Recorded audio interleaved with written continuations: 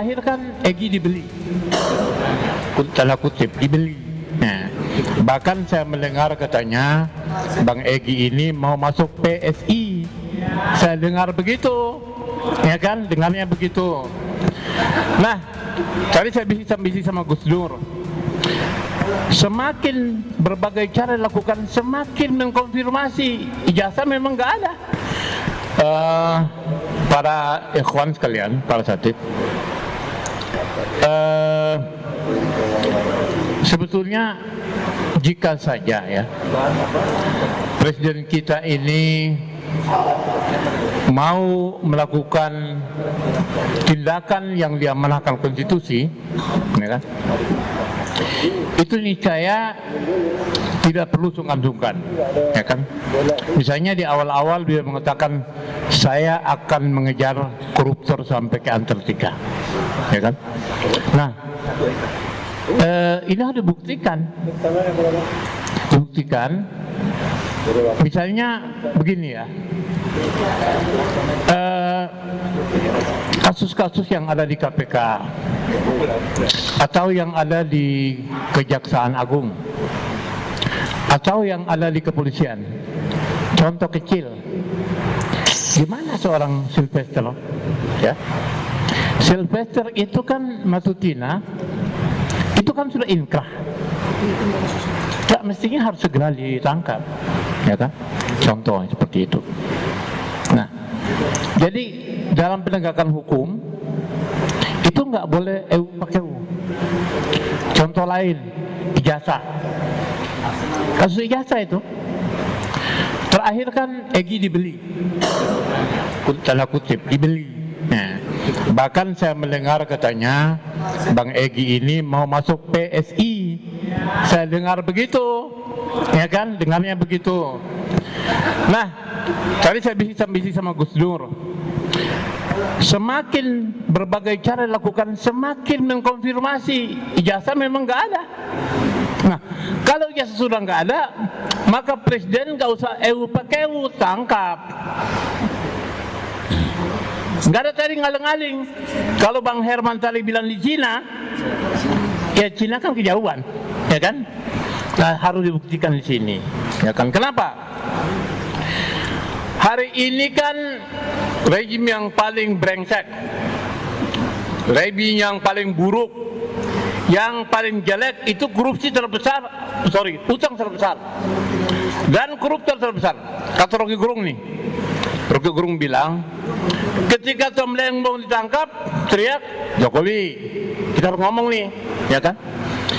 Ketika Hasto ditangkap, teriak Jokowi. Ketika si itu Menteri Agama Yakut, teriak Jokowi. Ketika Gubernur Riau ditangkap, teriak Jokowi. Pertamina. Ya, ketika dirut Pertamina Nike, teriak Jokowi. Kok kenapa gitu loh, ya kan? Padahal nggak usah takut. OCC Arfi itu sudah bikin statement, ya kan, bahwa koruptor nomor 2 di dunia dan pelanggaran HAM itu adalah Joko Widodo. Ini bukan kita bicara di sini malam ini. Nomor 3, Pak. Nomor 3 ya kalau nggak salah. Nomor 3. Nomor 3 apa nomor 2 lah. Nah, jadi sebetulnya sekarang ini kan begini ya. Malam ini juga saya berharap KPK, Mabes Polri dan Kejaksaan Agung dengarin, ya kan? Artinya begini kan, kalau Kejaksaan Agung, KPK sudah mulai itu, kemarin langkap tuh di Depok, ya kan, menangkap Ketua PN, wakil dan beberapa orang. Kemarin lagi nangkap Bupati, Pati, kemudian Blitar dan sebagainya. Kita pingin jangan yang kecil-kecil, kan gitu ya kan. Kalau tadi kita bicara teori hukum Islam sudah jelas, nggak ada tadi ngaling-ngaling, ya kan. Sekarang ini bagaimana caranya? Karena kemarin gini, bahkan besok Selasa ini ada pertemuan yang disebut tokoh para oposisi, ya tanda kutip, kan sudah diterima sama Prabowo, ya kan. Nah, jadi sebetulnya kita perlu umat Islam ini rapat akbar. Kita ajak Habib Rizik, bikin lagi apa 212 atau apapun namanya. Kita bikin pernyataan sebesar-besarnya. Kami umat Islam berada di belakang belakang Prabowo. Maka Prabowo harus berani melawan oligarki, menangkap para koruptor yang sudah jelas dan terpampang di media itu.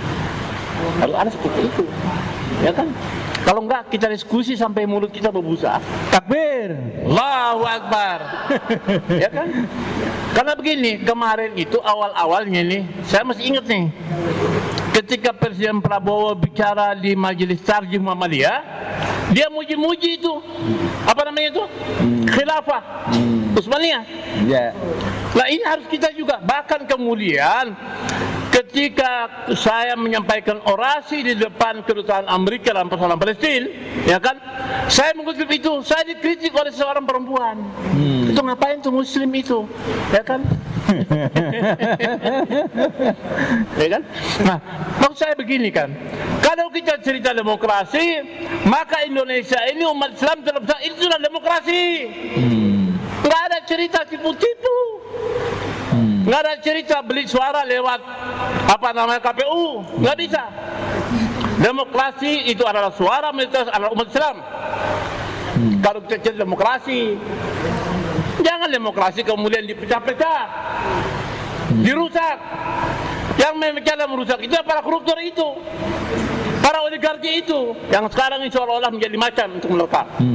Nah, jadi oleh sebab itu, malam hari ini dengan niat yang paling tulus dan paling dalam, mengajak, menyerukan dan mendoakan, ya kan? Kalau kemarin 10 tahun kemarin nggak berani saya.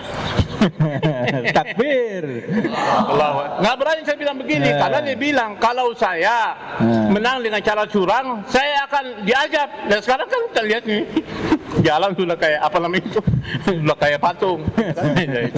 Orang itulah kira-kira, ya kan? Nah, jadi maksud saya dengan hati yang paling dalam, saya juga mengajak Gus Nur, Bang Herman Kalir, Ustadz Irwan dan semuanya kita mendoakan supaya Presiden Prabowo diberi hidayah oleh Allah Subhanahu wa taala. Takbir. Untuk apa? Berani melawan kucing-kucing kurap itu. Takbir. Kucing kurap ngerampok, makan aspal, makan timah, semua dimakan sama dia, makan besi, makan apa saja. Allahu Akbar. Bayangin aja tuh, pasal 33 dikentutin sama mereka. Pasal memang ada nggak dipakai, ya kan? Nah, oleh sebab itu, ya kan ini sudah makin malam. Kita nggak banyak-banyak, kalau kita sudah tahu semuanya itu saat. Dan saya mendukung sepenuhnya pesantren ini pesantren jihad untuk melawan koruptor dan melawan oligarki. Takbir. Allahu Akbar. Bila perlu kita angkat Gus Nur sebagai panglima. Nah, takbir. Allahu Akbar. Karena Gus Nur berani dia sumpah pakai Al-Quran. Kemarin Bambang Setia aja berani sumpah. Nah, jadi oleh sebab itu sekali lagi ya para asatid, para ikhwan semua dan para perbisa yang dimanapun anda berada, negeri ini dimerdekakan oleh umat Islam dengan perkataan takbir. Allahu Akbar. Allahu Akbar.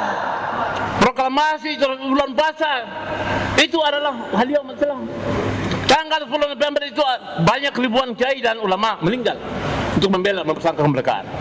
Negeri ini kita nggak boleh susah, nggak boleh miskin, ya nggak boleh kemudian menjadi terhina. Dan penguasanya adalah oligarki dan orang-orang yang zalim itu. Sekian. Assalamualaikum warahmatullahi wabarakatuh. Allahu Akbar.